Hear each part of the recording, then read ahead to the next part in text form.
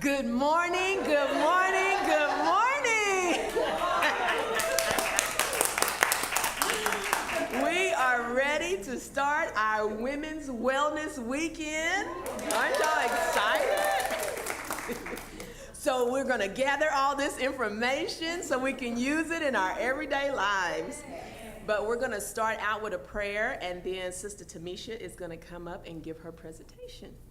So let's bow our heads. Our Father, we thank you, Lord, for waking us up this morning. We thank you, Lord, for watching over us last night as we laid our heads down to rest. We pray that each and every lady here will be able to use the information that we're getting from this wellness weekend, use it in our lives so we can better ourselves physically, so we can be a better you spiritually. We thank you for Sister Tamisha Balloon, and we thank you for Dr. Tamara Tamara Maxwell Davis for this information that they're going to give us. Be in this room as ladies come together as sisters in Christ, Lord, to get more information. In Jesus' name we pray, amen. Amen. Sisters, Alicia,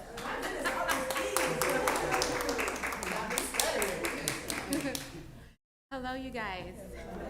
And so as Ross said, this is our first Women's Wellness Weekend, and we're so excited that you're here. And to formally introduce myself, as most of you know, my name is Tamara, and I am a holistic nutritionist, and I focus on metabolic and bioenergetic nutrition. And so what led me to alternative nutrition was because I was fed up. I was fed up with the Western medicine and constantly disappointed with what I was exposed to. I was on an unrelenting quest to understand how the body worked and how disease worked in the body. And I wanted to understand it on a cellular level. I wanted to get to the root cause and not just treat symptoms through nutrition. I wanted to be able to see the foundation of health on the inside, how we were created, which is from cells, from chemicals, from minerals. I had my thyroid removed, my gallbladder removed, by medical professionals that I trusted, because they told me it wasn't mandatory. The body will still function without those organs. I trusted them, and they failed me. I was told that the gallbladder is a little organ that's not necessary. It's not life-threatening to remove it. You could still function without it. But now that I know, it's small, yes, but it's mighty. You do need it.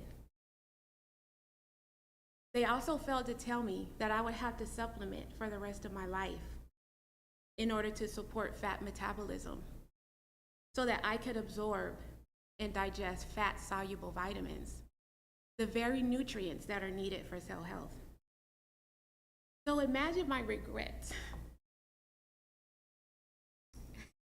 Excuse me, I never could tell this story without crying.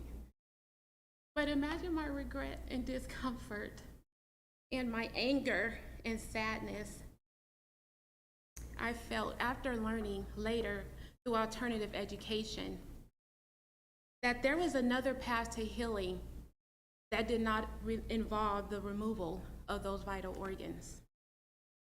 I was grieving, and still to this day, I grieve about it. Why? Because I'm human, and I lost something. And now I have to intervene in a biological process that was never meant for my hands to be involved. It's involuntary. Now I have to remember to take medication. I felt defeated and I felt hopeless.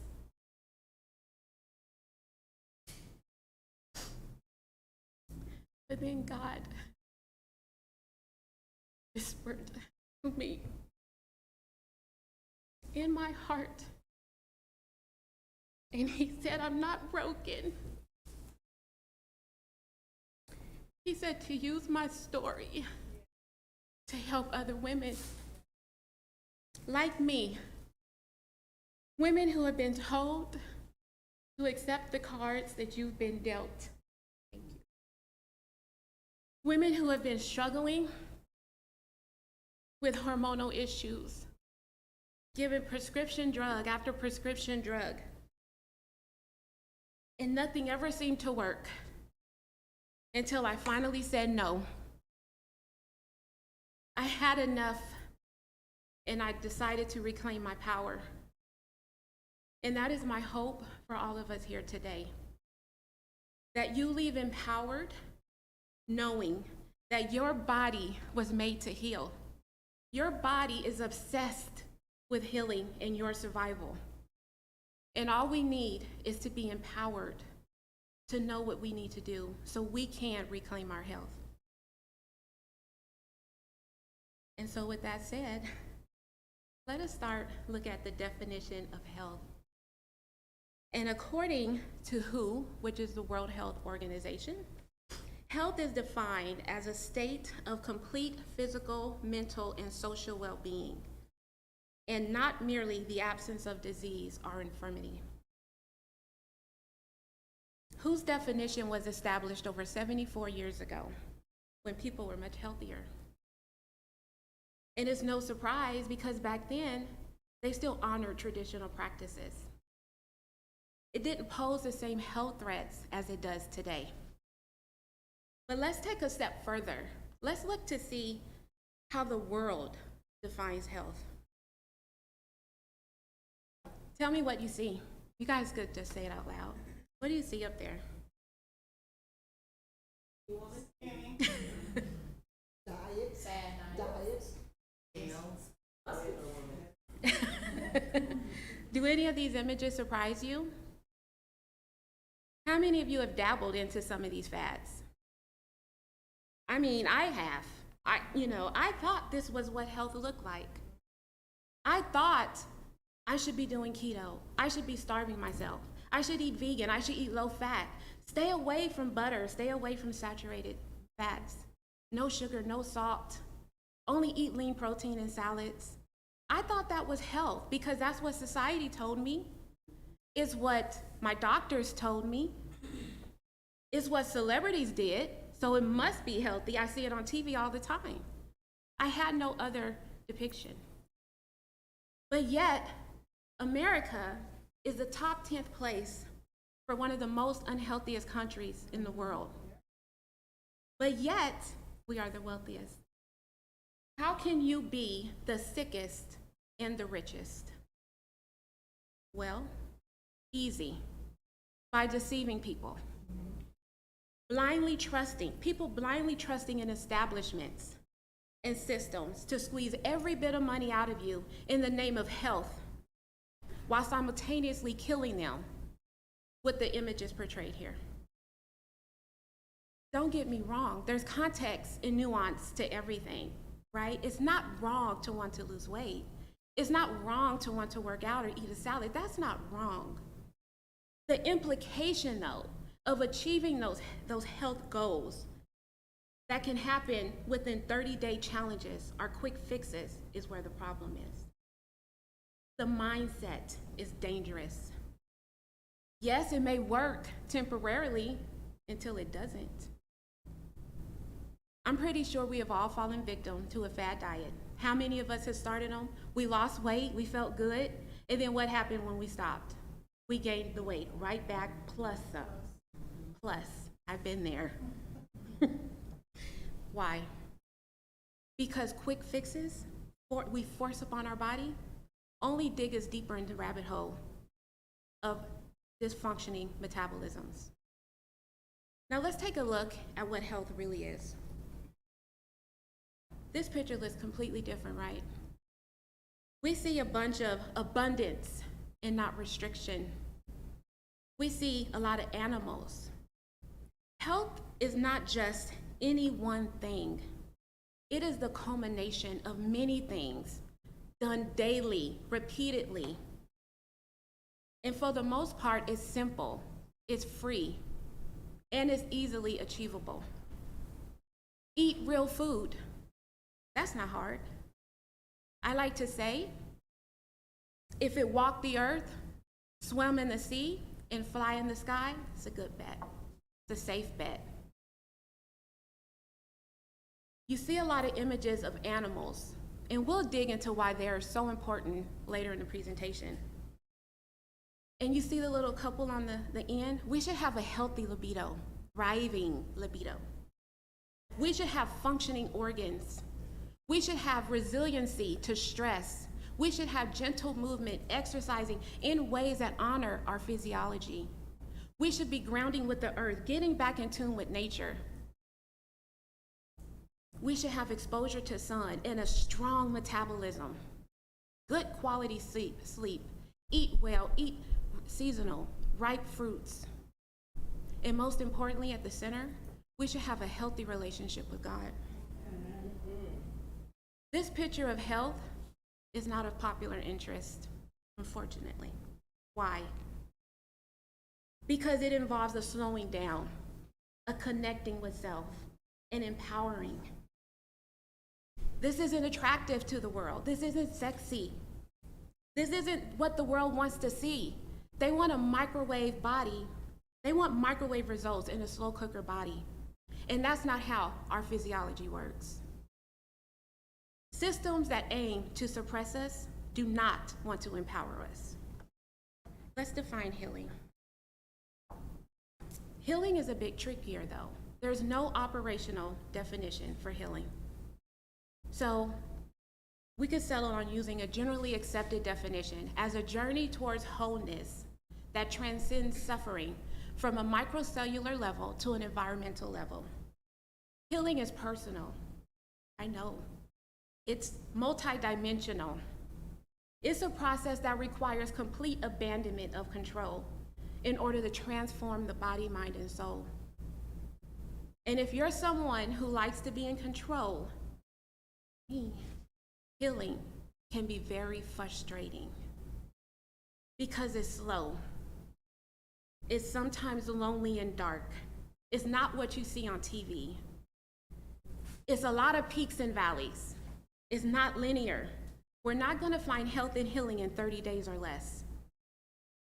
It can also feel like you're going backwards because sometimes the only way out is through. Healing takes time. Just like the analogy given to new babes in Christ, starting them out on milk, right? Why? Why? Because they're not ready for solids. They lack the spiritual understanding. You can't just send a new babe and tell them to read Revelations and expect them to understand. It's too many parallels. They'll be confused. And if they were like me, they would be scared to death. Revelation's like a horror movie to me.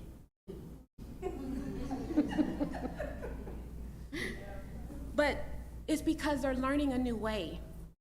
They're learning a new behavior. They're learning a new way of thinking, a new way other than the world.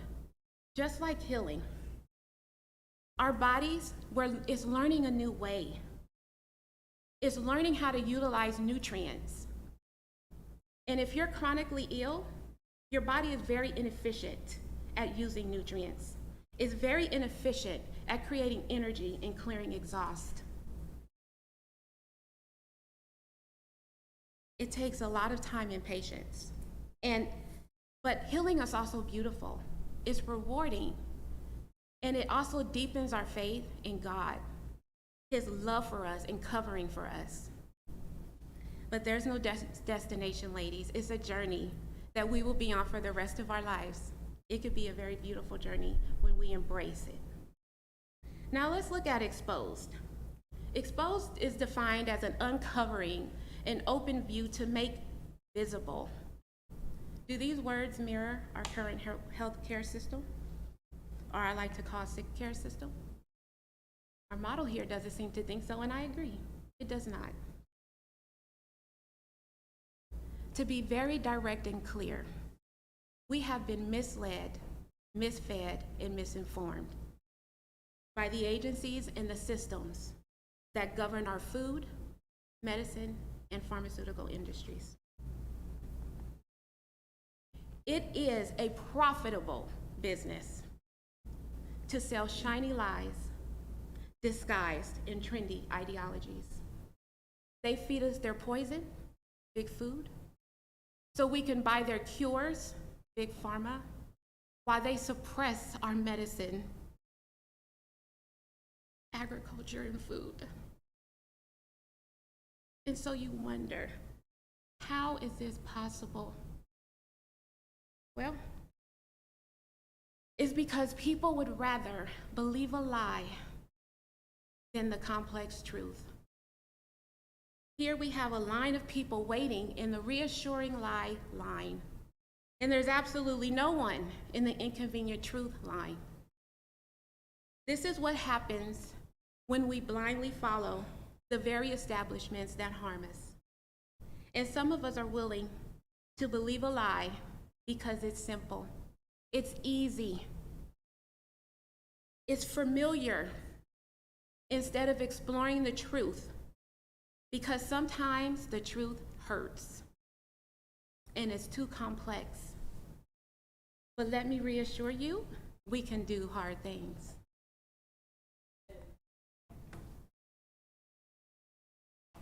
Our greatest challenge is to unlearn so we can relearn.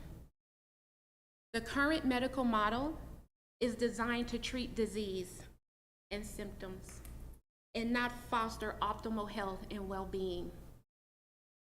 The truth may be uncomfortable for some of us, and that's okay, because it's necessary to confront if you want to experience true health and healing from the brainwashing. As Mark Twain said it best, it ain't what you don't know that gets you in trouble. It's what you know for sure that just ain't so. So how did we get here?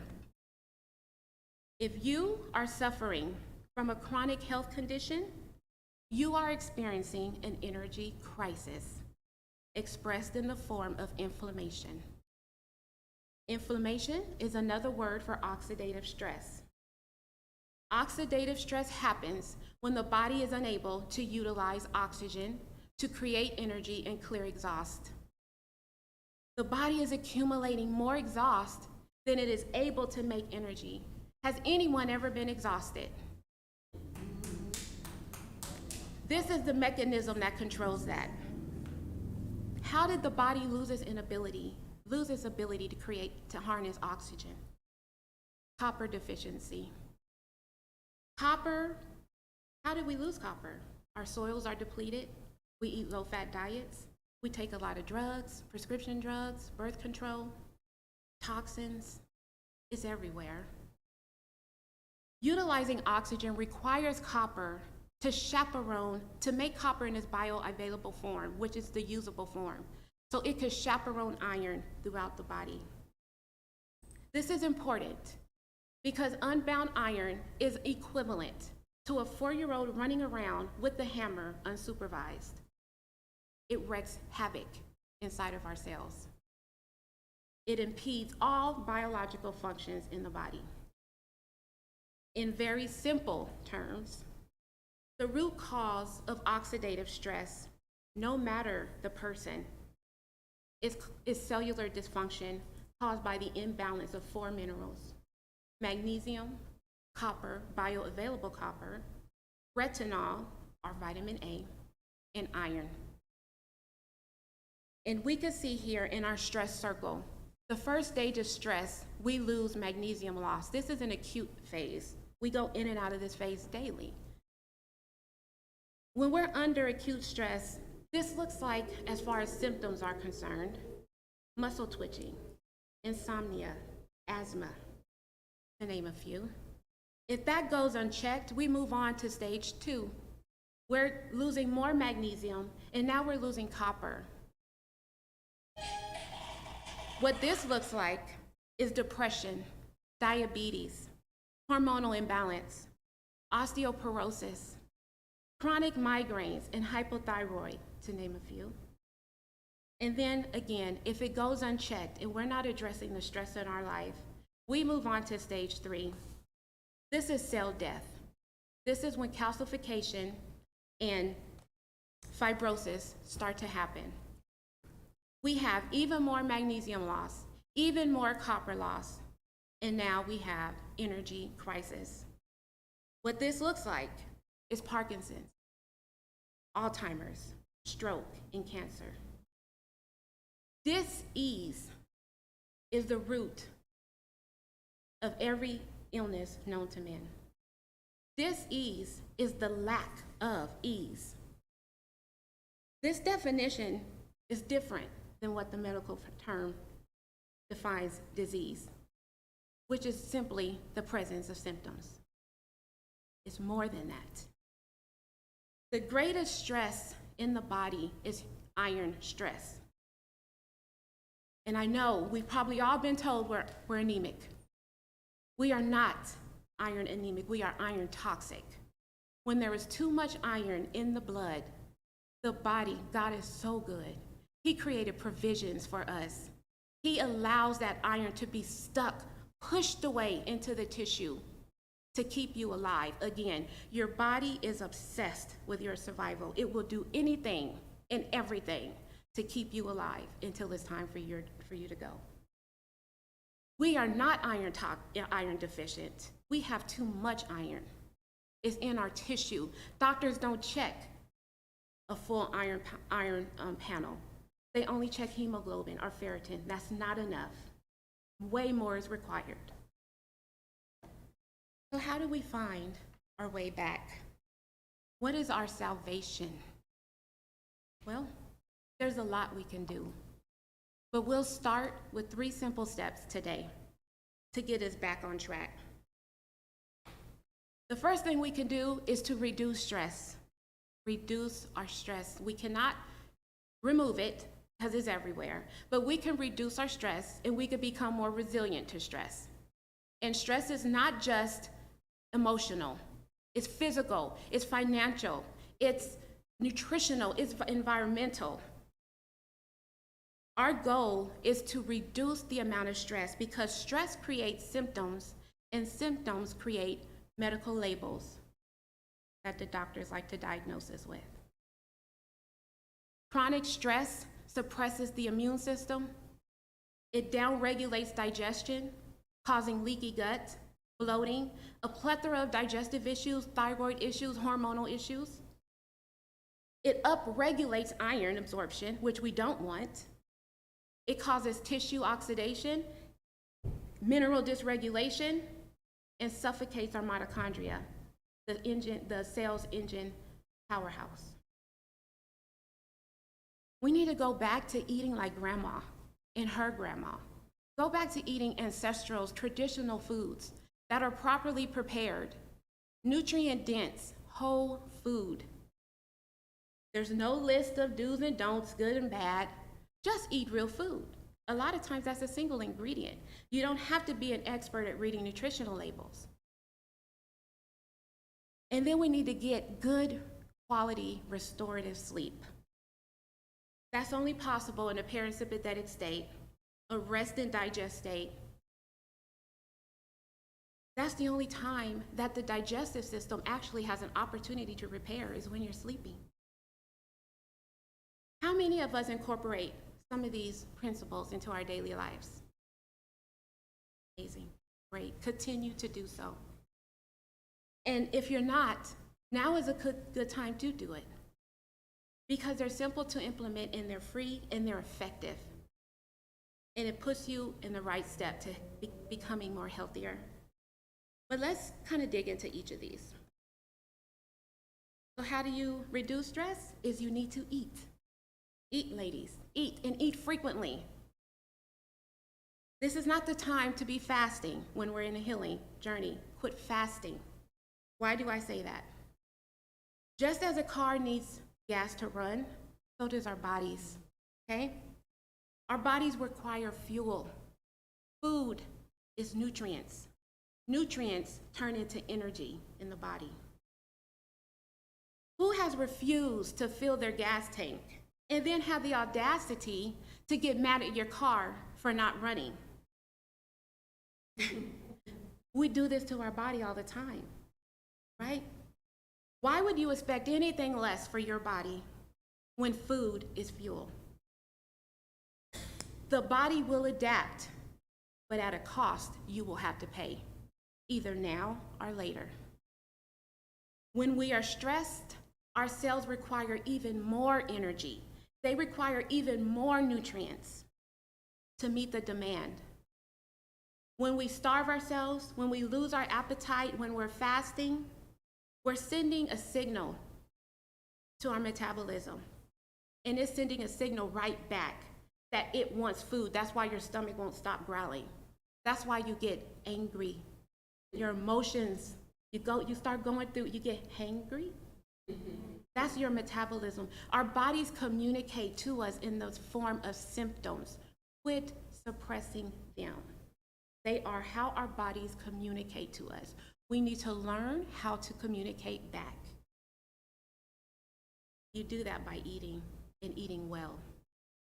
Ancestral, nutrient-dense foods, animal protein, ripe fruit, roots and tubers, raw, quality dairy, and easily digestible sugars. And we also need to be concerned about how we're preparing these foods, because a lot of plant matter is very indigestible to a human gut. We can't break down the anti-nutrients. They create a chemical that is called anti-nutrients to protect their seeds from predators. The human body was never meant to consume these toxins because we don't have the ability to break it down. But our ancestors have taught us there are preparation methods we can do that will make these foods more bioavailable to us. That involves soaking, sprouting, and fermenting. Do any of us in here cook rice? Do we soak our rice? Good. Soaking your rice for at least 7 hours in acidic water, ACV or lemon juice, for at least 7 hours. I like to do 24. But it helps neutralize the toxins, so you're able to food. And when we fail to do so, we are opening the gates for digestive issues. And eventually we'll get to where we cannot eat anything because we lack the ability. And magnesium is the first mineral to go. And also nose to tail. Eat the whole animal. Honor the whole animal. There is nutrients to be received through eating the whole animal. That means muscle meats. I know we're obsessed with muscle meats, but there's organ meats that are very nutritious. The odd bits, the gelatinous cuts. We need to eat the whole animal to get all of the amino acid profiles and to balance our protein intake. And so let's look at why animal protein is important. It contains fat-soluble vitamins that can only be found in animal foods, not plant food. It has rich sources of vitamin A, as we can see, is 20 times more bioavailable. Vitamin A sources are found in milk, butter, cream, cod liver oil. B12 is needed for the production of DNA in red blood cells. Good sources or rich sources of B12 include organ meat, raw milk, wild fish, and beef. Iron. There's two types of iron. There's heme iron and there's non-heme iron. Heme iron is only found in animal food. Non-heme is found in plant food and is 3 to 8 times less bioavailable. Cholesterol, that's a big one. Boogie monster, right? We're afraid of cholesterol. We've been brainwashed to think that cholesterol is bad for you. You're going to get heart disease. Let me be the first to tell you that is false. That's false. Actually, the scientist who put that lie out there, the fear-mongering, he admitted before his death that there was no correlation between cholesterol in your diet and that found in your body. But yet, do you see that being promoted on the news? No. Because it's a profit to make you fear cholesterol. Cholesterol is so required and essential, your body will make it if you don't eat it. That's how important it is. Ladies, please eat your egg yolks. Please enjoy your meat, your dairy. Yes. Eat your saturated fat. Cook with tallow, butter, ghee. Don't be afraid of it. Yes. Collagen. Ladies, we know how important collagen is. It's the beauty. It's a beauty protein, right? It's for healthy joints, beautiful hair, skin, and nails. But it's also turns into gelatin when cooked. And gelatin is extremely, extremely nutritious and therapeutic for our bodies. What does that look like? Oxtail, pig feet, tendons, chicken feet, beef cheeks and shanks, all the good parts, yeah. And then we have vitamin D. It's naturally occurring in animal protein. You don't have to take synthetic vitamin D, which depletes your body of magnesium. Quit taking synthetic vitamin D. Sources of that looks like butter, cod liver, oil, and eggs. And there's way more, fish as well. And good food sources for copper, I know copper's not up there, but good food sources for copper also are beef liver, cod liver oil, bee pollen, potatoes, eggs. And you can see these foods, they're all connected. Eating a varied diet that is high in nutrient density, you're gonna get all the minerals you need. You don't have to worry about, oh, did I get this food? I need to get this. No, if you just eat real food, you're gonna get it. But you have to eat real food and not chemicals. If what you're eating has a laundry list of words you can't even pronounce, that is a red flag that you are not eating real food. And which brings me to my next point. The uptick of plant-based food-like products that are bombarding the grocery stores and restaurants. This is very problematic because the powers that be have brainwashed us into thinking and believing that eating man-made laboratory experiments are far better than eating real food created by our Creator. We simply cannot extract all the nutrients we need for our body off of plants alone, even with supplementation. Animal foods are far superior for optimal health, vitality, and well-being than plants. And I'm not saying that plants are not good, but I'm saying they should not be the primary nutrient of your diet. The push for Beyond Burger plant-based products is beyond insane. Have you ever looked at the ingredients? It's absolutely shameful. And finally, let's get more sleep. Good, deep, restorative sleep, as I said. This can only happen when we're resting and digest. In a rest and digest state, that is our parasympathetic state. Our body will not prioritize digestion nor sleep if it thinks we're running from a bear. It will prioritize what's most important, which is to get energy to your muscles. The body is not able to differentiate the stress from the physiological response. It will respond the same way when it experiences stress, whether you're running from a bear, you're in an accident, or you're stressed at work. It doesn't matter. The parasympathetic state can only be achieved when the body feels safe. The stress hormones that are secreted by the adrenals will overpower the calming hormones. It won't even let them be expressed. So what should you do to get better sleep? Well, we could look at our daily habits. What are you doing all day? Are you getting sun exposure? Are you laughing? Are you getting movement? Are you stressing, worrying? Are you sitting at a computer desk all day looking at your computer? Are you scrolling your phone all day?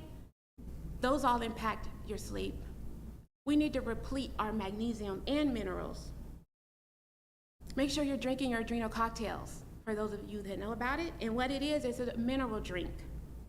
that supports electrolyte balance to nourish the adrenals. So the adrenals do not keep secreting stress hormones all day. And how do you make it? You get 4 ounces of whole food vitamin C, orange juice. The only ingredient should be orange juice. 4 ounces of whole food potassium. That could be aloe vera juice. It could be coconut water. It could be cream of tartar. And then you get a pinch of white sea salt. Stir it up, drink it, at least 2 to 3 times a day, or whenever you're experiencing stress. It calms the body. It calms the adrenals. Then we could also take Epsom salt baths to get more magnesium. You could take transdermal forms of magnesium as lotions, sprays. You could take magnesium bicarbonate. You can take ionic magnesium drops. And if you would please, whatever you do, stay away from magnesium calm and other forms of magnesium that you will find in the store. They are all synthetic forms of magnesium. And if you would like to know more, feel free to reach out to me afterwards. And then create a nighttime routine. What this looks like is to turn off all devices, dim the lights. If you have red lights, put those on about an hour before bed. This sends a signal to the brain that it's time to calm down. And then practice breath work to stimulate your vagus nerve. This is a nerve that travels from your brainstem all the way to your colon. And it is the main parasympathetic nerve in the body. And finally, I want to encourage you all to question everything. Don't just take your doctor's word. Question everything. Our medical doctors are not above reproach. If they grow frustrated, mad at you, or seem triggered by you asking questions to get more information, ask yourself, why are you mad? Why? How is it harmful for you to be an informed consumer or patient? What is at stake? Maybe money? Maybe. You won't be a patient anymore? I've had this actually happen to me, where a doctor got mad at me for asking questions that he couldn't answer. I never went back to that doctor, and I never stepped foot in a hospital again. And it is my hope that we learn to be our own health advocates and reclaim autonomy back over our bodies where it belongs, because no one knows you best than you. Trust your instincts. They are there for a reason. And if you are gaslighted, it's a red flag. And remember that working on our health and nutrition is just a piece of the equation. It's more to it. It also involves in supporting our nervous system that we're going to learn about later. And with that said, this concludes, excuse me, this segment of my presentation. And I want to open it up for questions if anyone has any.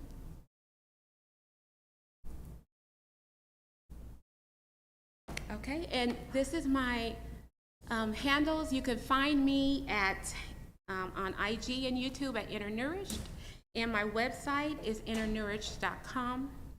And I just launched my practice, so it's a little blank right now. It's a little bare. It's not much content, but I am working on content to get out there. Oh yes.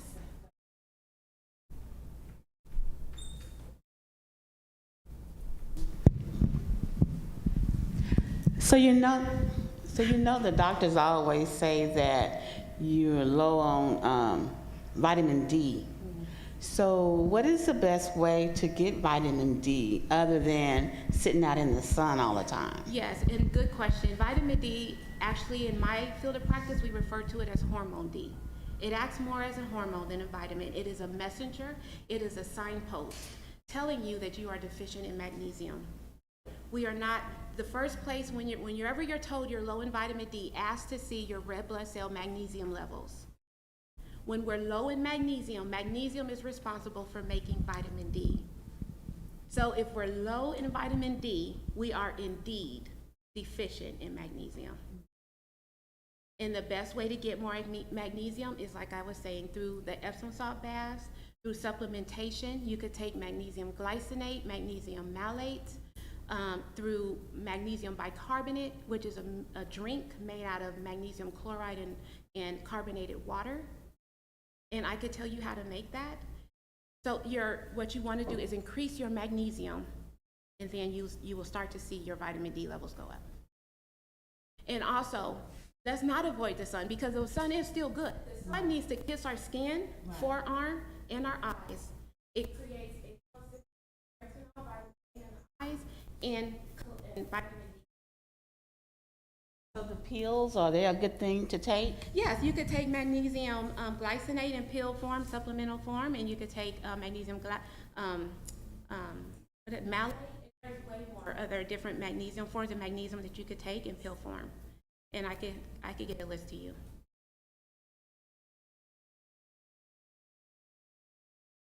I have a question about you were saying to eat real food. Yes. So what would a plate, because I know that like you need to put certain things together in order to. No, you don't. No. So what would a real plate look like? Like a dinner. A dinner. Steak with butter and potatoes. Okay. That's good. No. And eat it with fruit. And eat it with fruit. Protein, carb, and fat always combine together. But that's it. There's no other list. Combine protein, carb, and fat together. That balances your blood sugar. So where do the veggies come in? You can eat vegetables as long as they're properly prepared. So with like kale and spinach, cook it in butter. Butter helps with the uptake of the nutrients, fat-soluble vitamins. Fat-soluble helps with the uptake of the nutrients. So cook your vegetables. If you're going to make greens, cook them in butter. Greens have a lot of nutrients. Even if you just simmer them, put them in your Instant Pot and drink the broth. It's like an electrolyte drink. And then squashes, like I said, tubers, and like potatoes, squash, sweet potatoes. Those are vegetables. Mm-hmm. Oh, wait.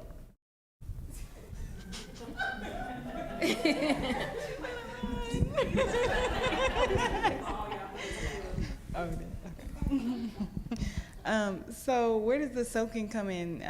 So you said soak your rice, but Yes. are you soaking your vegetables too? No, so your vegetables you want to cook. No. So you're talking about like greens or like what?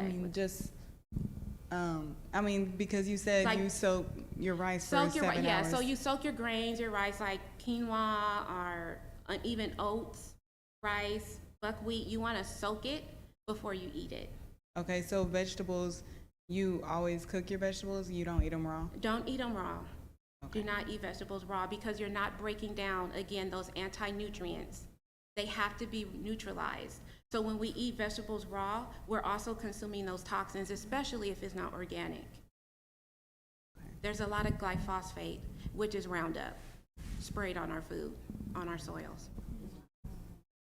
So funny. They tell you to eat everything raw. Yeah, they tell you to eat Yeah. raw. No, cook it. Cook your food. Properly prepare your vegetables. You have to cook them. Now, except if, like lettuce, if you want a salad, you can eat a raw salad, right? Get organic, okay? And don't do it that often, no. Daily with big salads is a no. So, like if you're at a restaurant, you order a salad, do you recommend that? No, because you don't know how they're preparing and if they're, if they're washing properly. Right, and so I don't want to encourage fear, right? Mm-hmm. But when we go to restaurants, you can almost guarantee nothing is going to be made the way you would do it at home. Mm-hmm, of So course. then you're compromising, and that's okay. We could do that, right? Mm-hmm. Our body is resilient. Our body is resilient, and we could do that. But if I was going to a restaurant, which I don't often, but if I was going to a restaurant, I would not order a salad. Yeah. I would order meat. I would order butter, ask them if they had real butter, and some kind of potato or some kind of squash or root. And I would ask for fruit on the side. And so, like on your website, is a lot of this, explained? Because like It's someone coming. like me who has a totally busy schedule, but my health is important. Yes. And, because I've gone through a lot with my health in the past year. Okay. So I have taken more time in trying to figure out what's going on in my body and all that kind of thing. Now, I have been big on supplements. Okay. So, but, Well, I would recommend looking on the back okay, and seeing if they're synthetic synthetic, okay, and if they have a lot of fillers in them. okay. What kind of supplements are you taking? Is it zinc, vitamin D, Yes. calcium? And see, the problem with taking isolated minerals is that it causes imbalance. Minerals are antagonistic. They work together. If you're taking one without the other, you just did this. Gotcha, okay. But I can go to your website and, You could go to my website and it's sign up. because I want a cheat sheet, that's what I want. You want a cheat sheet. And I I was like, understand, and I'm what- building a course right now, and I'm building programs to where this Okay. information will be there. But in Okay. the meantime, just ask me. Okay, gotcha, Yep, I'll thank you. provide it for you.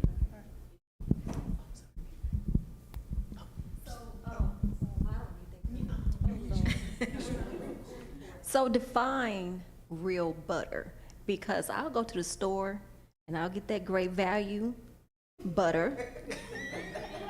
So define real butter so that now when I put my butter on my steak, I'm putting the real butter on it. Right, you want to make sure there's no other ingredients than just cream, right? I think cream and salt.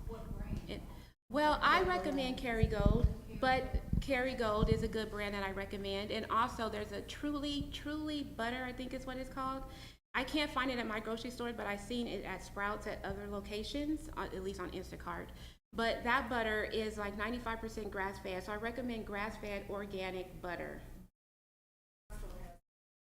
They do. Costco has one as well, and theirs is, I think, 95 or 93%. Kerrygold is 93% grass-fed. And the thing is, you want to also look for non-GMO if you can find it. I think the one at Costco is also non-GMO, because some butters, you know, it's real food, but then it's also filled with toxins if it's not organic and if it's not non-GMO. So I recommend looking for butters, creams, especially dairy and eggs. Get the highest quality that you can afford, and that would be pasture-raised, organic, non-GMO. So you say Kerrygold? Kerrygold. Organic Valley. Yep. Yeah.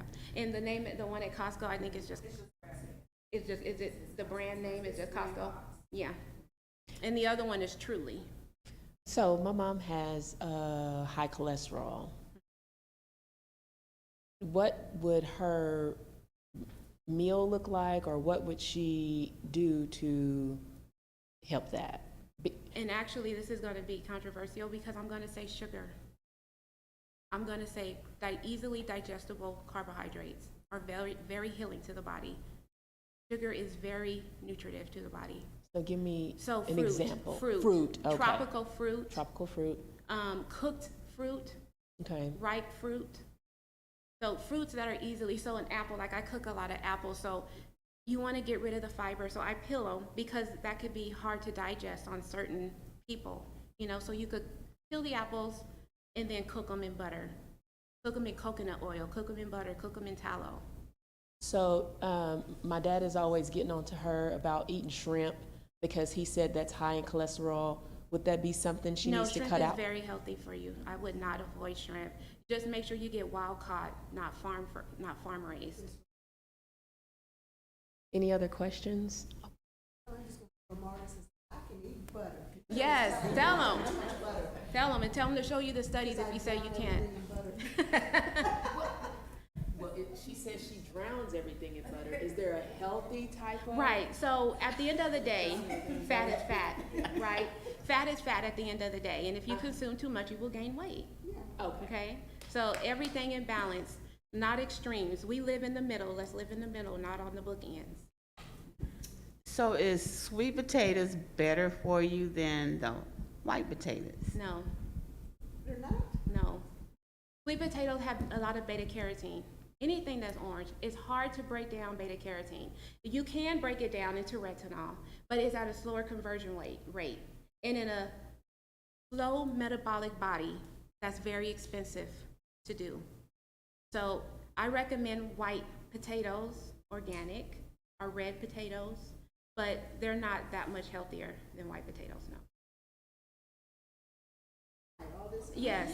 Well, but I think where Because we gain weight, right? Yeah. But I think the reason why we cut all that out, the sugar, the butter, Right. is because we're consuming too much and we're gaining weight. Well, That's- yeah, a lot of times when you're reintroducing foods, especially coming from a restricted standpoint, and you do it too fast, you will gain weight.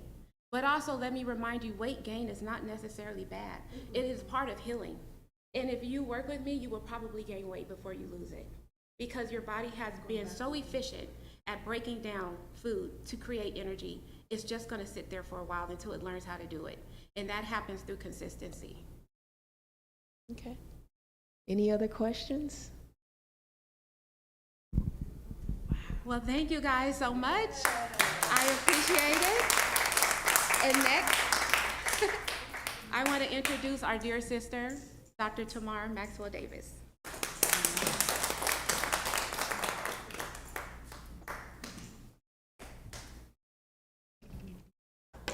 Good morning, ladies. Hi. Okay.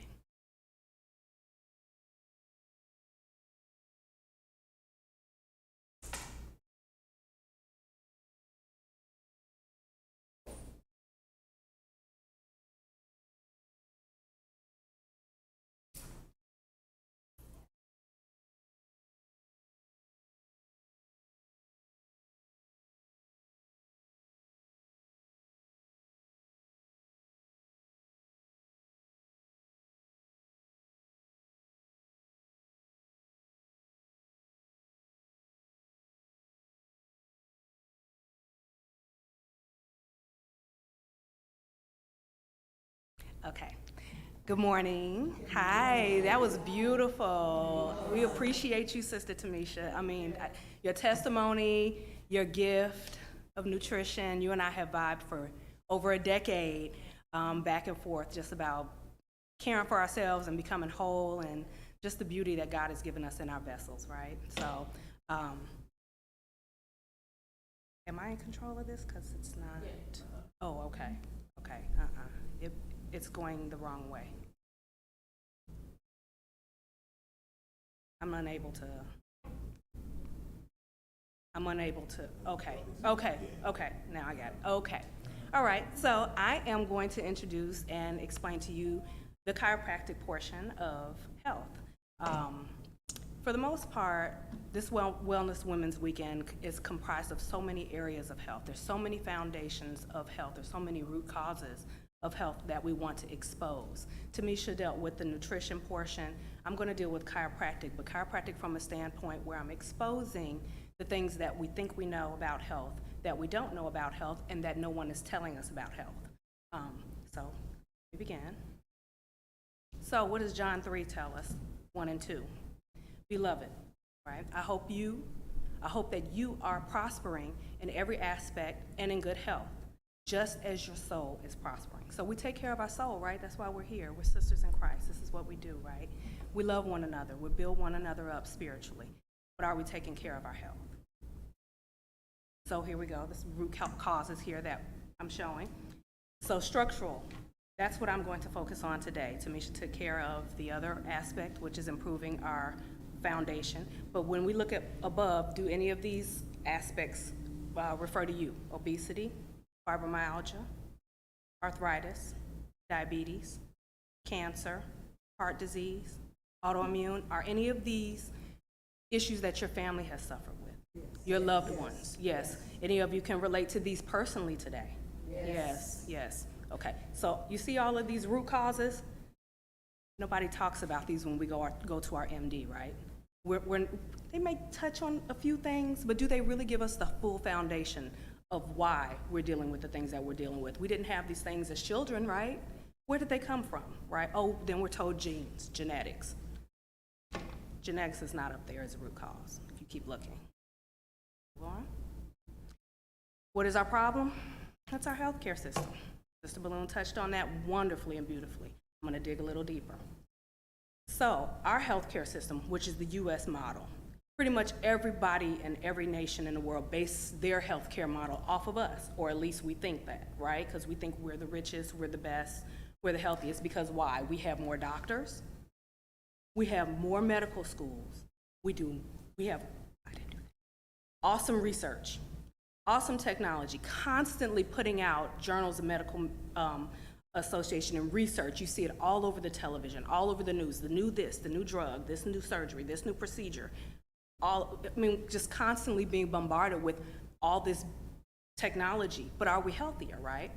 U.S. spends $2.7 trillion on healthcare. You know what we could do with that money? Yeah. What is that 2.7 going to? $1 trillion. It's going to emergency care, it's going to trauma, and it's going to crisis. Well, how often are you experiencing emergency, trauma, or crisis? Are any of you right now experiencing emergency, a trauma, a crisis? Maybe, maybe not. Probably not if you're still sitting here, right? Okay, so what's wrong with this model? Crisis and emergency and trauma only comprise 1% of healthcare. 1%. So where is the other 99? What is that going to? That $1 trillion is only going to 1% of the aspects of health, right? I feel like this is on a timer. Okay, so according to the World Health Organization's Total Health Index, as Tamisha put it, she said it, worded it differently, but I was like, yeah, I was so glad you said it the way you said it. And and mine is worded differently because it gives both perspectives.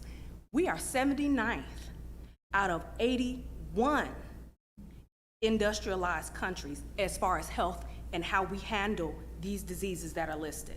Heart disease, cancer, diabetes, infectious disease, autoimmune condition, and iatrogenic issues. Do anyone in this room know what iatrogenic means? No. Raise your hand if you do. Nobody? Okay, I don't know why this is moving, my brother. Really? Yeah. It's on a timer? Yeah. It's not supposed to be on a timer. Okay, anyhow, that's actually good because I'm almost done. Iatrogenic is doctor-induced trauma or illness. So if they cut the wrong limb off, operate on the wrong side of the body, remove something that's not supposed to be removed by mistake, leave something in your body during surgery. You all, anybody know anybody that's experienced these? Wrong prescription, wrong dose. All that's iatrogenic. That's on the list of issues that we're dealing with. And sometimes we're dealing with that and we don't even know it. So, what has gone wrong? Why is the U.S. healthcare cost, rising faster than other countries while our overall health is declining? Does anybody know? It's a lot of what my sister said here, but it's deeper than that. The problem is how we see health. It's up here in our mind. The model of healthcare that we have adopted, which is our belief in what health is and how we should achieve it. We think that we are supposed to do what? Health is being defined as how a person feels. Oh, I feel good today. Oh, I feel good. Oh, I look good. Okay, I'm good. And whether or not you have symptoms. Oh, today, let me take this. My nose is not running. I'm good. I'm not coughing. I'm good. The objective then becomes to eliminate symptoms, right? So we take pharmaceuticals, we take over-the-counter things to eliminate said symptoms so that we can feel better and therefore we have health. This is our mindset. Go back. So why is this model and objective wrong? What's the problem with it? Think about it. Anyone know anyone who had passed of heart disease and had a heart attack immediately, had no signs and symptoms prior to that? Unfortunately, this is very common. The first sign of having heart disease is death. Do you want to wait and see how you feel?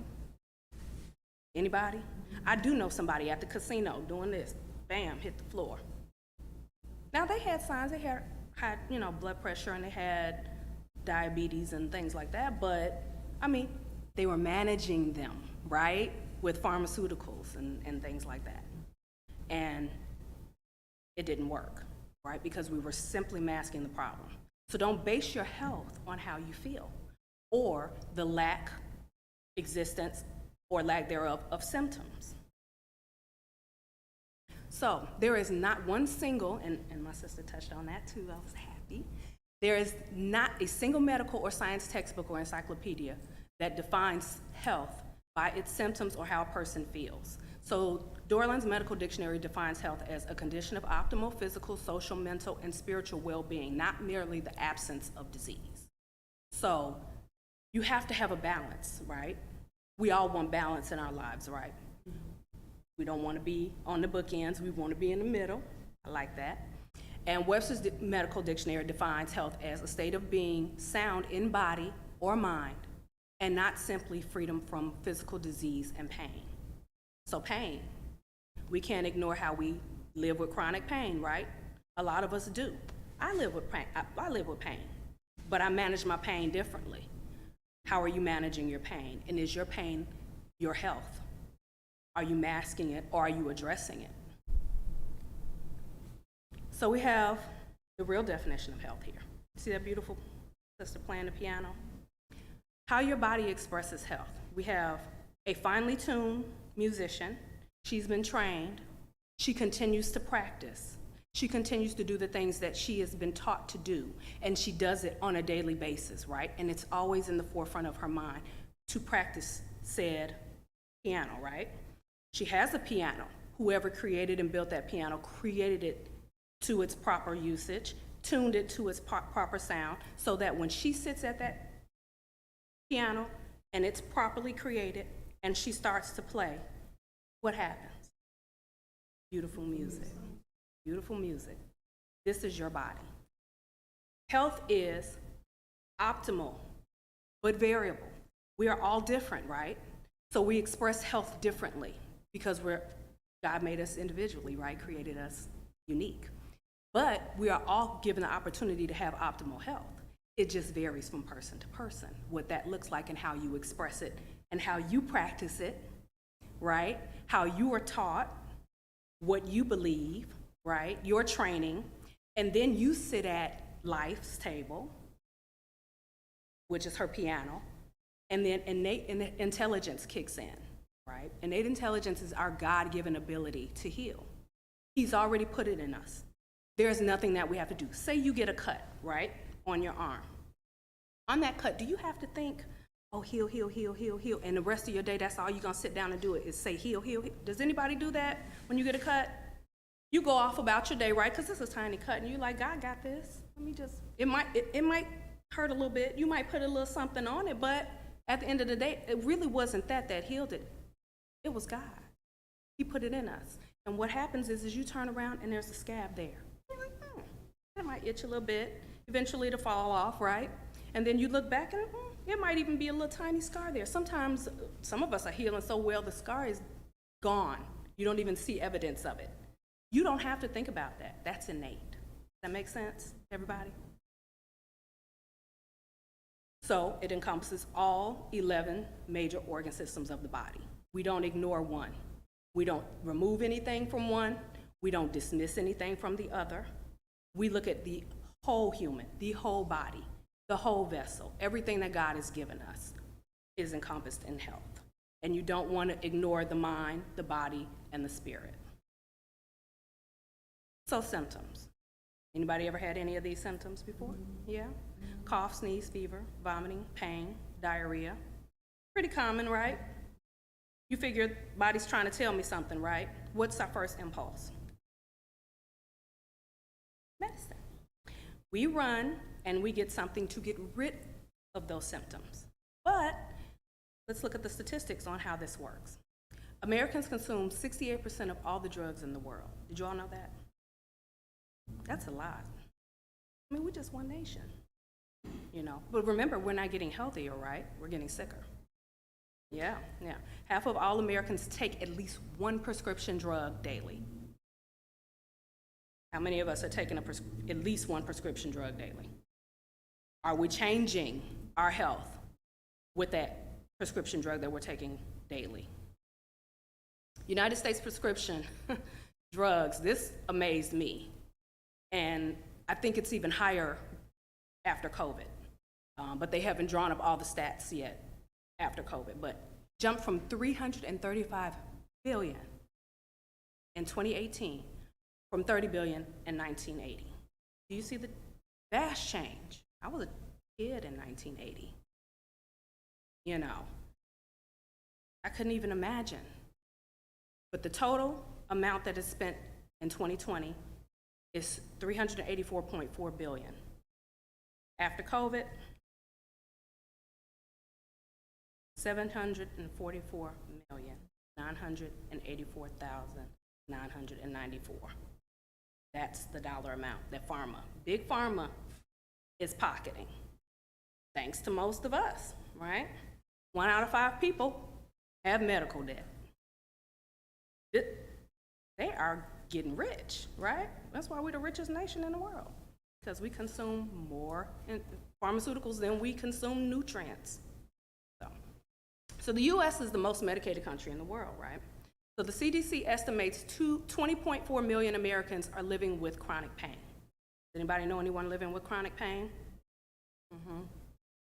Yep, most of us are. We have some form of pain. The U.S. Department of Health and Human Services reported that 10.1 million people misused opioids in 2018, and 745,000 of those were from heroin. So a lot of times when you can no longer get what you need as far as pain relief from opioids, you will transition to a stronger drug, which tends to be heroin. And then we know what happens with heroin, right? For many, there's no coming back. So 760,000 people since 1999 have died from a drug overdose. And in 2018, 2 out of 3 of those drug overdoses were from opioid usage, typically chronic pain, right? So how are we dealing with pain? We're not, are we? Are we dealing with pain properly in this country? Doesn't look like it. So 1 in 3 Medicare D recipients receive an opioid prescription for pain in 2016. These are our seniors. These are our elderly. These are our grandmas and our grandpas. These are people that we love and care about that are dealing with chronic pain, but they're doped up, you know, and we ask ourselves why. So big pharma industry is the most profitable industry in the world. It is amazing. On a global level, they encompass all the dollars. 80% of the average pharmaceutical industry budget is used for. I mean, how do we know that? How can we prove that? When you turn on the TV, yes, tell us, sister, it is. And then when they read off the side effects, they whisper them and they have somebody skipping through the woods, right? And playing with their kids and everything, and it's all good, right? And it's pretty. Oh yeah, and they have pretty people, even if they're, you know, pretty seniors, they're living the life, right? And that's what the money is going to, of course. You know, why not? Pretty it up. And then they say, ask your doctor. Right? Okay, so we ask our doctor, because we like, fix me, because I don't have time to fix me. You fix me, right? So the combined profits for the 10, look at this, 10 drug companies in the Fortune 500 companies, they make more, which is $35.9 billion, than all the rest of the 490 companies combined. The top 10 Fortune 500 pharmaceutical companies make more than the rest of the 490 in the Fortune 500 companies, off of your dollars from pharmaceuticals. Okay, and this is reported by the New England Journal of Medicine. So, does big business influence healthcare policy and your health? They're all over it, aren't they? They want to control it, right? They want to have their hand in it. They don't want you to buck the system. They don't want you to do anything different. So they're not going to there's no money in real health. You cannot get rich off of somebody who is strong and healthy and thriving under this model and this mindset. Am I right? Okay. So let's look at the first line of defense, right? Symptoms. We're going to take it back to the symptoms. Saliva, tears, skin, mucus, stomach acid, good bacteria in the gut, right? These are our first lines of defense. But are we looking at it that way? When we have eyes that are running and itching, noses that are running and itching, sneezing, our skin itches, we have mucus buildup, we're clearing our throat all the time. We have diarrhea because it's pushing out something. The good bacteria is working and saying, this doesn't belong here, get out.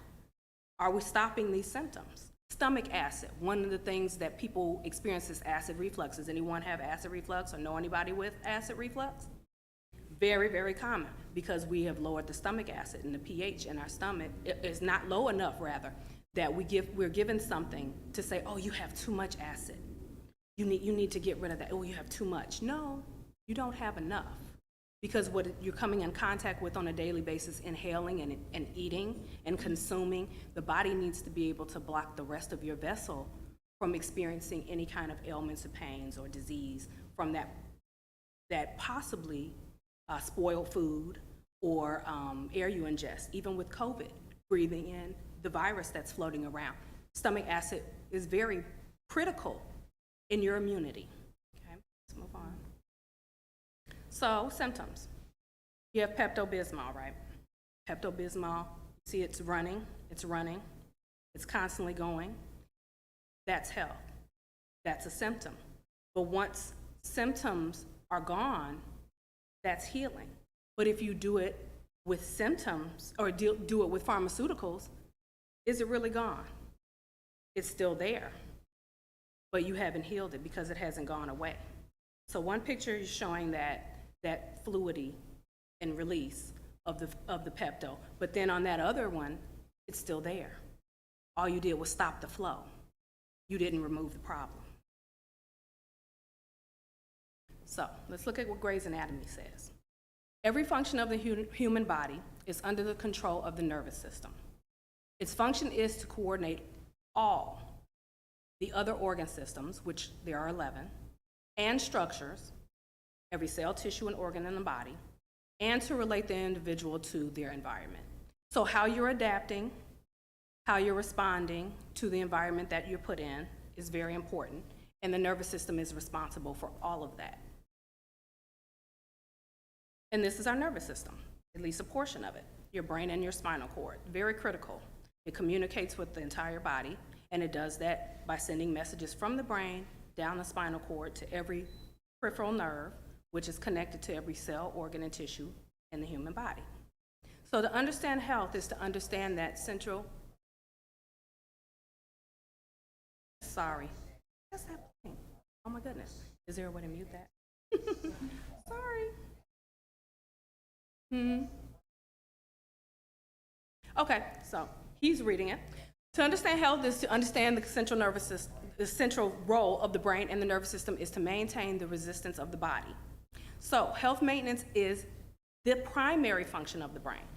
It's not education, it's not thoughts, it's not poetry, and other functions usually associated with the brain, like learning. The object of the brain is to heal you, is to maintain your body. And this was derived in the book, The Healing Brain by David Ornstein, PhD, and David Sobel, who's an MD. Okay, so the quality of healing is directly proportional to the functional capability of the central nervous system to send and receive nerve messages. How does it do that? Again, starts at the brain, goes down the spinal cord, out to every peripheral nerve. Every nerve is connected to every cell, tissue, and organ in your entire body. And that is communication, and that is optimal health if it's doing it 100% of the time. So here we go. You have your nervous system, you have your brain, you have your spinal cord, you have all the other peripheral nerves that go out, and they touch every organ and system in your body.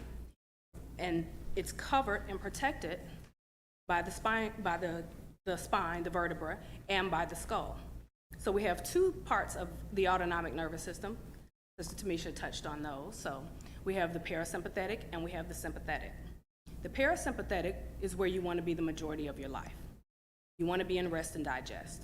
When you're in rest and digest, then the body can heal. We can be in rest and digest if we're practicing mindfulness and meditation. We can be in rest and digest if we're doing yoga, if we're sleeping at night, if we're praying, if we're in a relaxed state of mind. But if we're in sympathetic state all the time, which is the fight or flight, as Sister Tamisha said, we could be sitting at our desk We could be scrolling through our phone, like she said. We could be running, or we can be fighting, or we can even be just sitting still, but our mind is going and we don't shut our mind off. And if we can't shut our mind off, our body cannot rest and heal. All of this is related to our nervous system. So anybody ever experienced that fight or flight where you're just sitting there and you're stressed? You may be at work. How many of us have experienced that? Yeah, pretty often.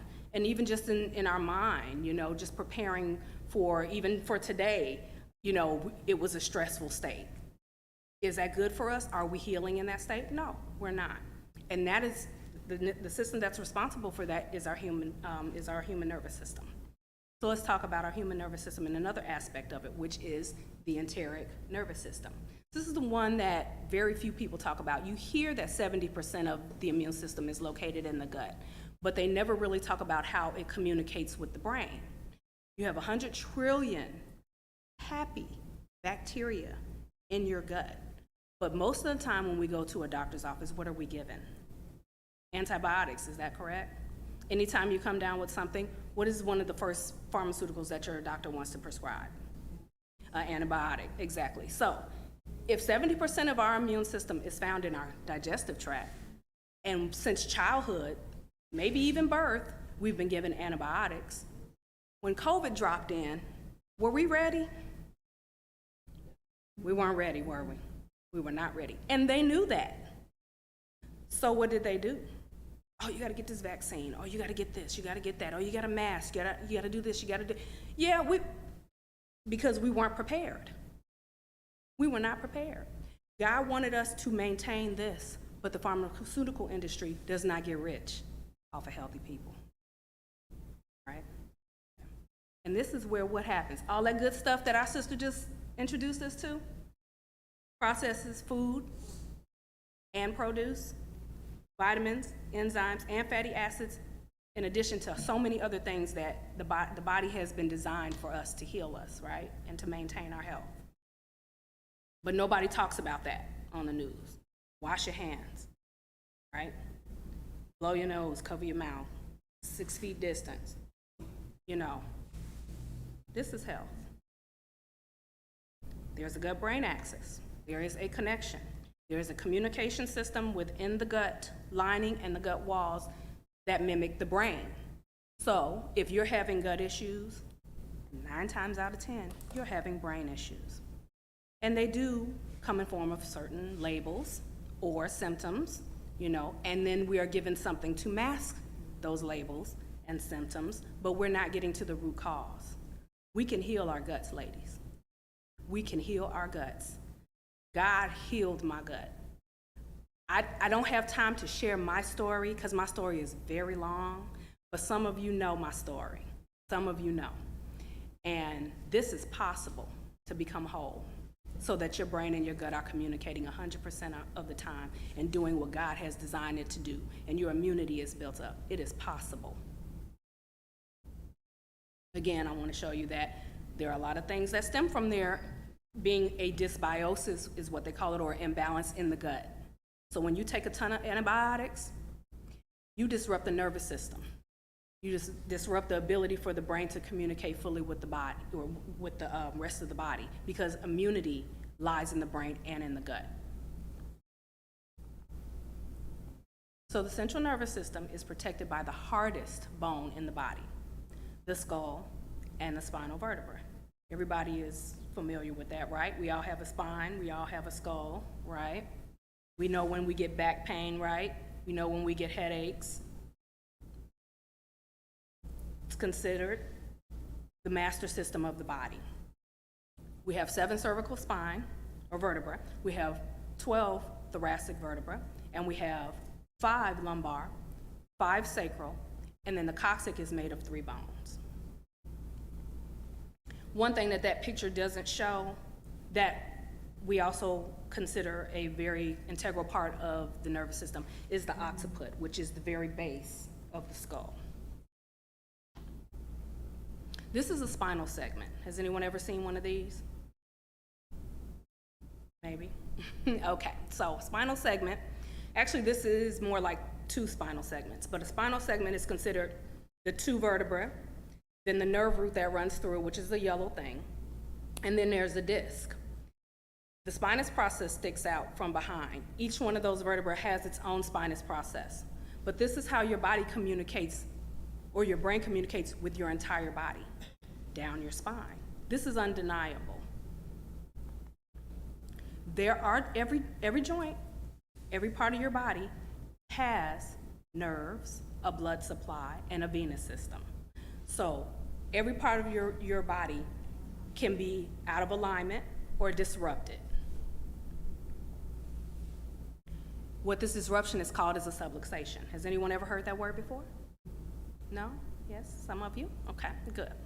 So subluxations and neurological function. When the central nervous system cannot communicate at an optimal level with the rest of the body because of vertebral subluxations, the overall function and healing potential are reduced.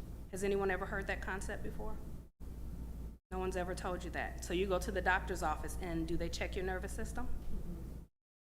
They never talk about this, do they? Because they want to heal from the outside in and not the inside out, right? But healing comes from the top down and from the inside out. Again, when you get surgery and they patch you and sew you up, right? Do they sew the outside before they sew the inside? They don't do that, do they? They take care of the inside first, right? Because if they're stitching on an organ on the inside, you don't just leave it sitting wide open, right? Why? Because healing takes place from the inside out. How does it do that? The nervous system. Even if they didn't sew you up, the body knows that's not supposed to be like that. And the nervous system will kick in, it will respond. Any of you ever had accidents, injuries, falls, broken bones, twisted ankles, things like that? You know what scar tissue is? We know what scar tissue is, right? We get the C-section, we have scar tissue, right? Sometimes unknowingly. That's the body's nervous system response to trauma. It's a protective mechanism. But a lot of times that protective mechanism can cause some distortion. Let's move on. This is a subluxation. Do you see the red nerve? Do you see the red disc? Because there's a misalignment, right? And people think, oh, that's painful. That looks like it's probably hurting, right? Not always. Only 6% of your nerves are associated with pain. If all of our nerves were associated with pain, we wouldn't get anything done, right? God didn't make us to be in constant pain.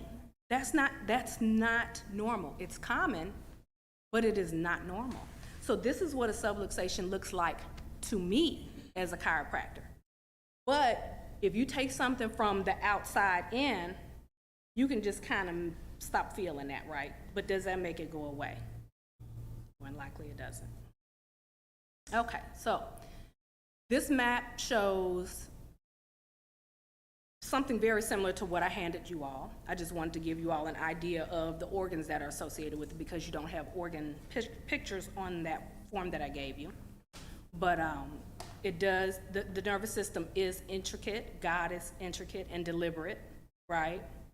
He's love, and he created us in love, and he created us perfect. So every one of your nerves is attached to some portion of your body, and everyone can be affected through the nervous system, every one of your organs.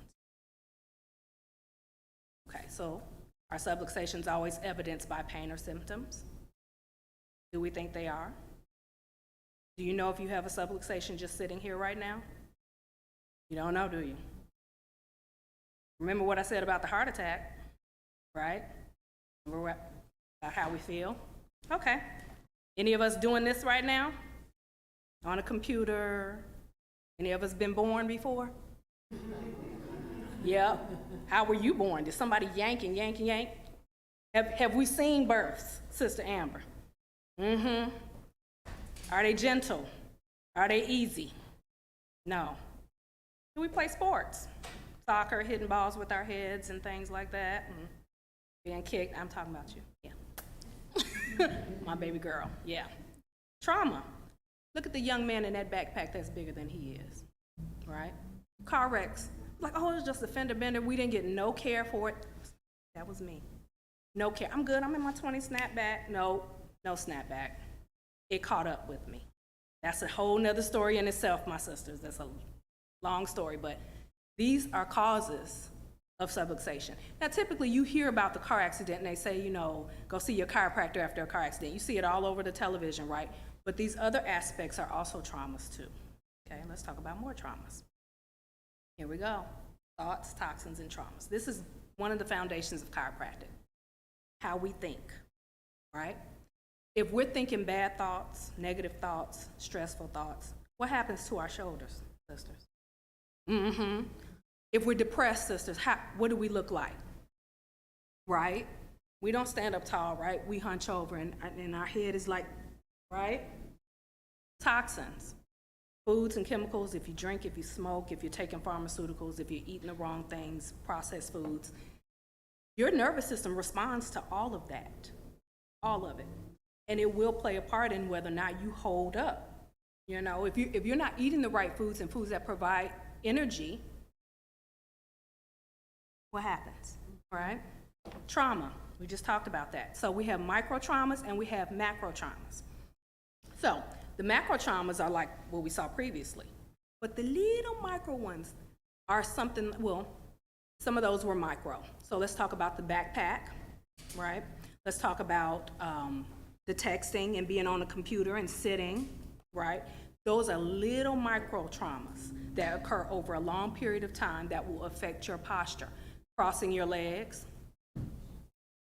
I know, you know, we gotta be pristine, we have to cover it up, we gotta, look, sister, put your knees together, do not cross, make sure each one of your legs are doing the same thing at the same time. Because over the years, those little micro traumas throw your hips off and you wonder why you gotta have one hip replaced. Why am I having one hip replaced?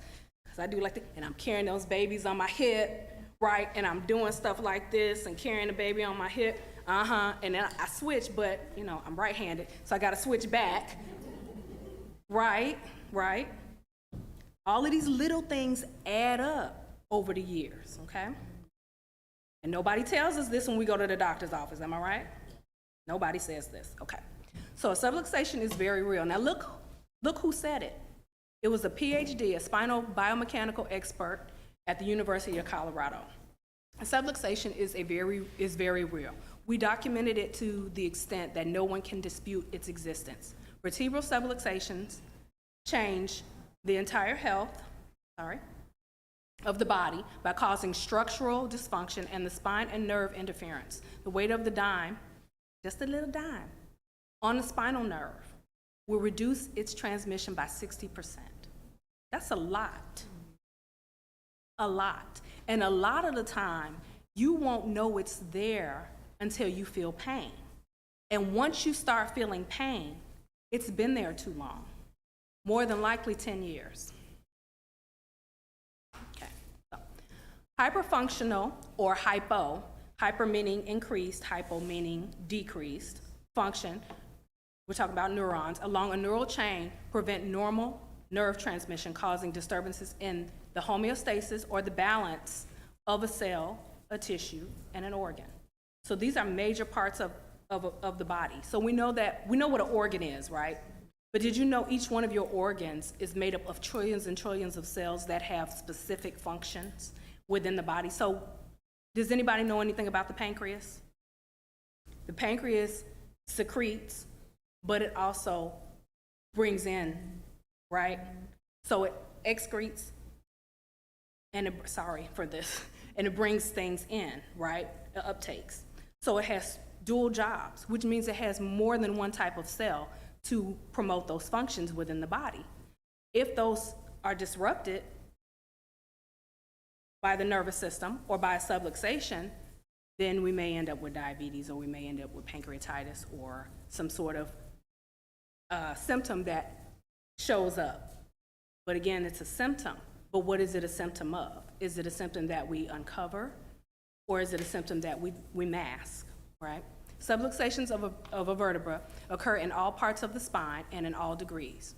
When the dislocation is so slight as to not affect the spinal cord, it will still produce a disturbance in the spinal nerve passing off the foramen. Okay, so let me show you what a foramen looks like. So where you see the red is where the nerve passes through. That area, that circular area that is comprised of the vertebra above it and the one below it makes up a foramen. So what can happen is that can push on that nerve, and that can cause dysfunction, and that can also cause biomechanical dysfunction. And sometimes that biomechanical dysfunction is you're unable to use your organ, your leg, your limb, your neck, your jaw, your ankle, your toe, whatever, the way you normally do it. And ow, like this just kind of started hurting out of nowhere. Something's been going on for a while, okay? Pathological changes have been observed. Now look who said this, an MD. Pathological changes have observed in the cellular level after experimental compression of neural structures. So these diseases that he's listing, the Wallerian degeneration, dystrophic axons, and occasional loss of myelinated nerve fibers, these are all technical names, but really at the end of the day, what it means is nerve damage. These are different forms of nerve damage. So your nerves run down your spine, right, and out to the tips of your fingers, right? The nerve damage here, a lot of the times, was caused higher up. This is a peripheral area. Anything that is not just attached to the spinal cord but branches off here are peripheral nerves. And these peripheral nerves have been detected, and damage in these peripheral nerves have been detected in the spine, in the nervous system alone. It can be traced back to your spinal cord and your spine and the alignment thereof. Okay, so this is the picture that I've given everybody. I want you to look at it.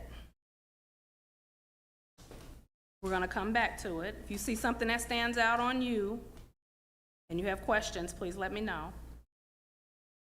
Okay, so do you remember Christopher Reeves? Does everybody remember Superman? Well, Superman had a really horrific accident, am I right? Did we understand what happened to Christopher Reeves? Christopher Reeves broke his C1 and C2. So we call that the cervical 1 and cervical 2 vertebrae. Those are the very top ones of the body. That's where most communication occurs. That's called the life. We call that the axis of life. When he broke that, he fell on the top of his head. So he was parallel with the ground that he fell on. And when that broke, what happened to his body? Did he just jump up and, no. Shut everything down, right?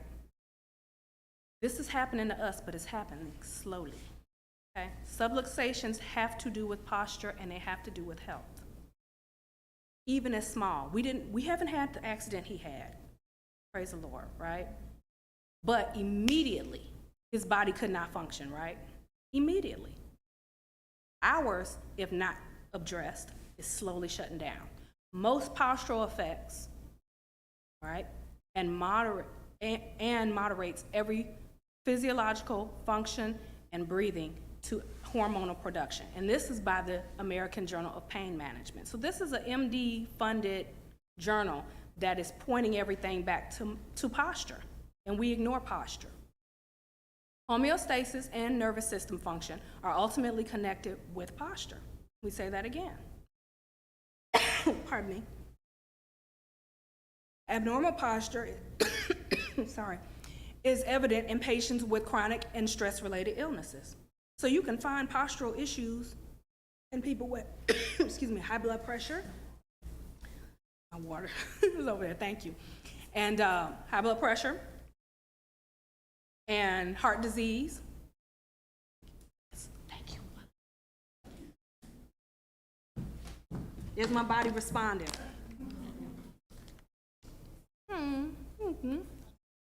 Thank you. Yes. Sorry, let me go back. Okay. So we can find that in all kinds of chronic diseases, right? There's probably a postural issue. And that's something you definitely want to investigate. You want to look at the master system of your body first. You want to make sure your foundation is strong first before you start supplementing, before you start any kind of exercise program before you even get on any kind of pharmaceutical. Make sure that your spine is aligned. Deviations in the body center of gravity from poor posture have resulted in intestinal problems, hemorrhoids, varicose veins, osteoporosis, hip and foot deformities, poor health, decreased quality of life, and shortened lifespan. Look who said this. Why don't they talk about it? Journal of American Medical Association. This is derived by MDs. What are they hiding? They said this. Abnormal posture is evident in patients with chronic and stress-related illnesses. It is. Undeniable. Do we want to look like that? Mm-mm.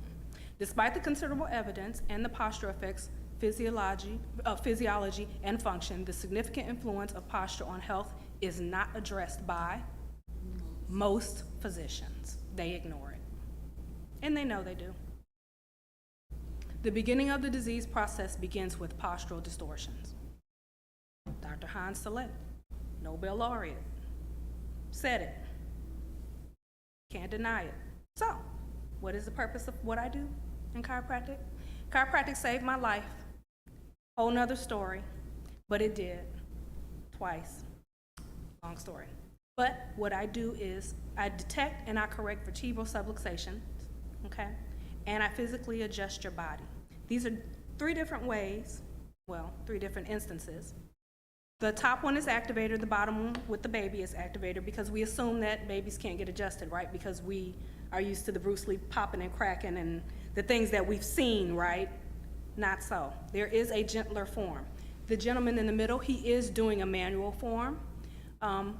That works for some people it doesn't.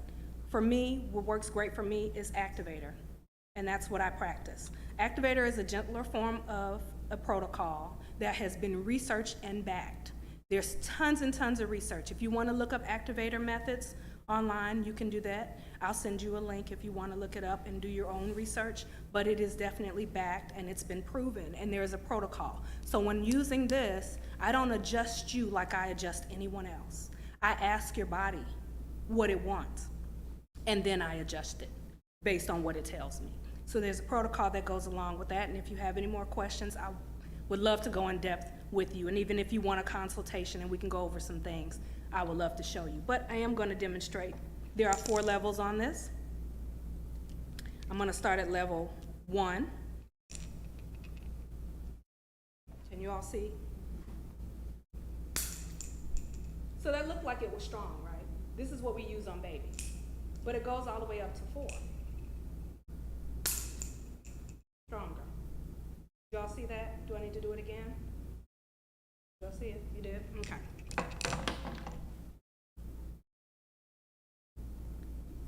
So, what is your plan? After you've heard what our beautiful sister here said today and what I've said about the nervous system, what is your plan? Commit to the Lord whatever you do, and He will establish your plans. That's Proverbs 16:3.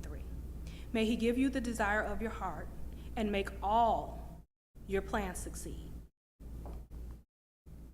Where will you end up? Is your plan to be in a nursing home, or is your plan to be on a cruise ship? It's one or the other. Take your pick. If you are not paying attention to your health, what is your plan? You may not write it down and make it plain, right? But your life will dictate what your plan is. Your lifestyle, your choices, your thinking. Where do you want to be? Do you want to be whole? Do you want to be well? Do you want to be running with your grandkids? Do you want to be dancing? Look at them getting it. You want to be doing that, you know? A lot of times we don't think about this. We think, oh, I'm going to be on a cruise ship and everything. But what are we doing? What are we really practicing, and how are we thinking, you know? Something to think about. Chiropractic lifestyle.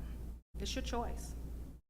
Your choice to take part in the chiropractic lifestyle is a step in the right direction towards having a happier, healthier life for you and your family.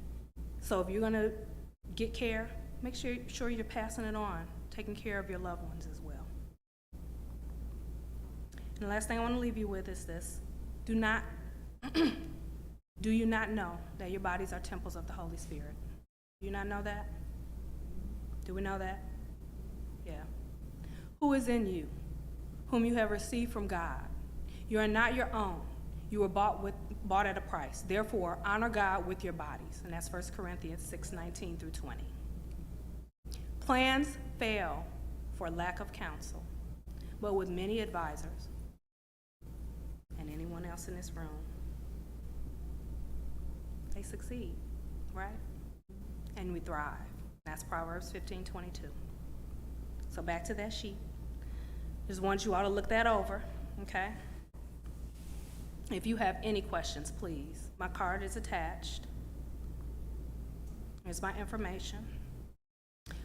Just to let you know, I am no longer at the location on the card. I will be in a home-based practice, saving money. So, yes, amen. Them student loans, y'all. Woo-hoo. So please, send me a text, give me a call, hug me, pull me to the side at, worship or Bible class or whenever. I would love to serve you and love to help you get aligned and to help you get on that cruise ship and stay on the cruise ship. Any questions? Yes, oh, I'm sorry. Any questions, please? I just have a comment. I've been going to her and I've been, it's really. I just have a comment. I've been going with Sister Tamara with, I started with this arm. I couldn't even extend it. It was really hurting really bad. And I know what it was. It's just, I sit in the computer 12 hours a day, 13 sometimes, 14. Well, anyways. And I just couldn't extend the arm, and it was really even affecting my fingers, where I couldn't touch them because they were hurting. And I just happened to talk to her about it, and she said, "Well, just come and we, see what we can do." She did a real good assessment, asked, health questions and all that, and some little personal questions. And now my arm, I've gone to her a couple of sessions, of which I need to start going back again. But she really has helped with this, because I refused, because they keep telling me, "Oh, you probably had carpal tunnel." What do you call that? Carpal tunnel. I ain't gonna get nothing cut on me, okay? Right. So I said, let me go first here, because I have heard a lot of people swear. They swear on a chiropractor practice. They said, first try that. If it doesn't work, then okay, go to the medical field. And I went, and it's just, it's not it's not like, oh, the first time you're gonna heal. It takes sessions, and it's like Sister Balloon says, you go first this way before you can move forward, because your body has to take time to heal. And it's been healing. I'm now able to raise and actually put some weight on it, and not my fingertips hurting. So I'm a testimony on that also. And also been working with Sister Balloon, trying to get my vitamins in, because I was taking a lot of, first thing they tell me, you need vitamin D, you need this, you need whatever. I don't know how many vitamins I was taking. And I went to her, she said, stop taking them. I said, okay. I started taking them. And I'm not taking any kind of medication. I hate taking medication in the first place, so I don't do it. I don't try to take anything. And then I've been kind of working with her also with the water supplies I'm taking, because I hate water. So I'm trying to force myself to drink water and stuff. But I do believe that God made us perfectly, and He knew what He was doing when He created us. It's up to us to take care of ourselves. Amen. And and I love the way they're doing it, because I believe in what God instilled for them to share with us, to do it the way He really intended us to take care of ourselves. And that's naturally. So thank y'all both. Thank you for your testimony. I call it the gun, but what is it called? It's called Activator. Activator. So my testimony is I have fibromyalgia, and I will say it is so much better since I've been eating healthier. And then I went to Sister Davis for a couple of, maybe 2 or 3, sessions. But I used to go, I went to a chiropractor that adjusted me with his hands. Fibromyalgia, That was horrible. I was so sore. I felt like I had been in a car accident. But when she adjusted me with her adjuster? Activator. Oh, activator. That's okay. Adjuster? It is that. With the activator, I felt so much better. So, you know, this actually works for me rather than being adjusted with hands. Yeah, when you have more of an inflammatory condition, which I had after an injury. Things can just swell up and it'll just make it worse, you know, and you don't know that. And what it will make you do is, you don't want to go see any other chiropractor. Exactly. It's funny how that happens with chiropractors, but we'll run from one MD to the next, let one mess us up, and we'll go from one MD to another. Let me find another, let me get third opinion, and it's MD after MD after MD, right? But you get a bad experience with one chiropractor, which I had. I had a chiropractor hurt me. This saved me. So, just saying, manual is great. It has its place, but not for like my sister right here. So, you kind of just have to learn your body and try it out, but don't give up. Don't give up. Chiropractors have different philosophies and they have different ways of practicing and they have different tools in their toolbox. We don't all practice the same way. I know a lot of people that say they practice activator don't do protocol. I adjust everything from your TMJ down to your toes. I will touch every part of your body if necessary. The person I go see right now, and you get what you pay for, she do about 3 or 4 clicks on me and she's like, "You're healing," and I'm like, "No." You know, but it's what I got right now because there's nobody else in this area that practices, but me.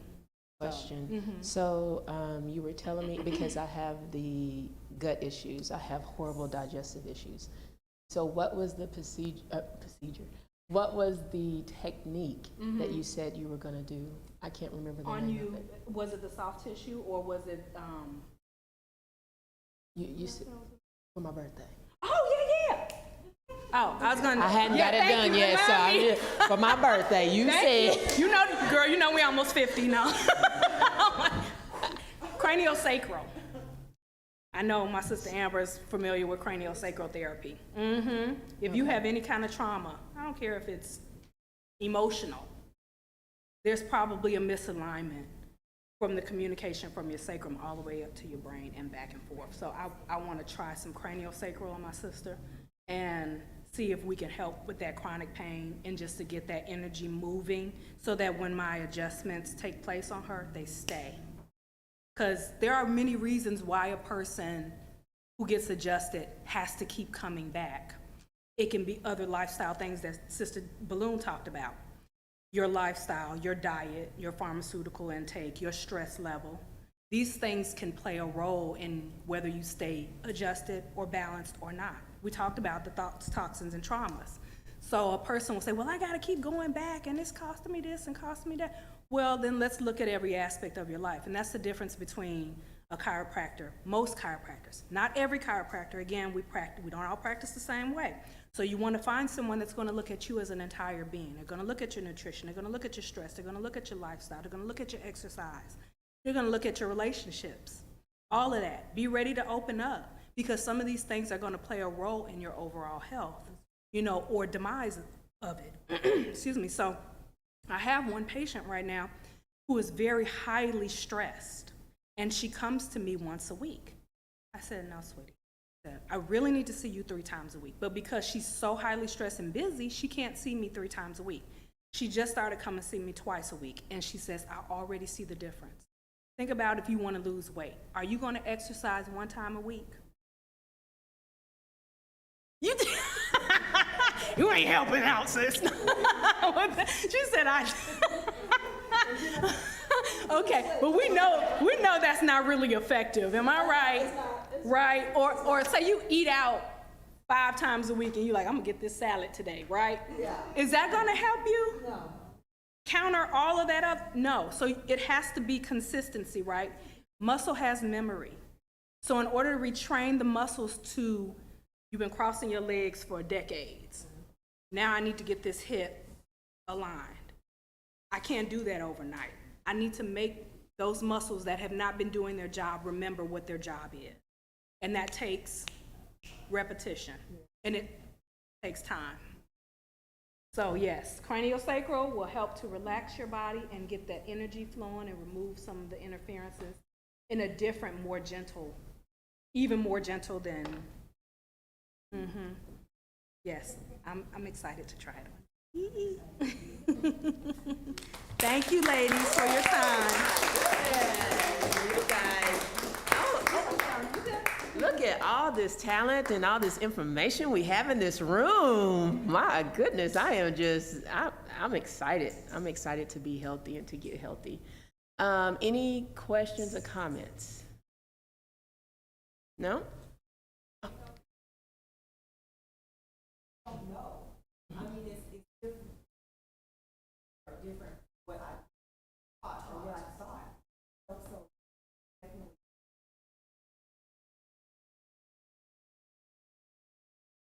Yes, me too.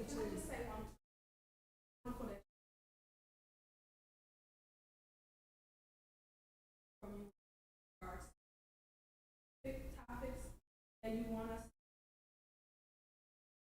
because this overview, it doesn't really allow big and the health and, you know, emotion, you know, I'll be more active. Immune health, all of like these specifics that blood pressure, whatever you want us to dig into naturally.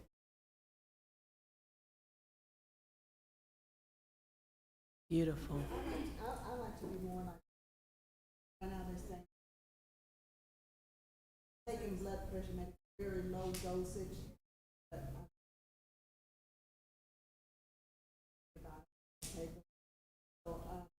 I do want to get into, you know, because like you said, they always tell you, oh, here we go. History of your mom, and you tell me my mom did pass it. But sometimes I wonder that as that just they want to put you in that area. Okay, you're going to be having heart disease too, you know. And so I want to get into where I'm not a young little chick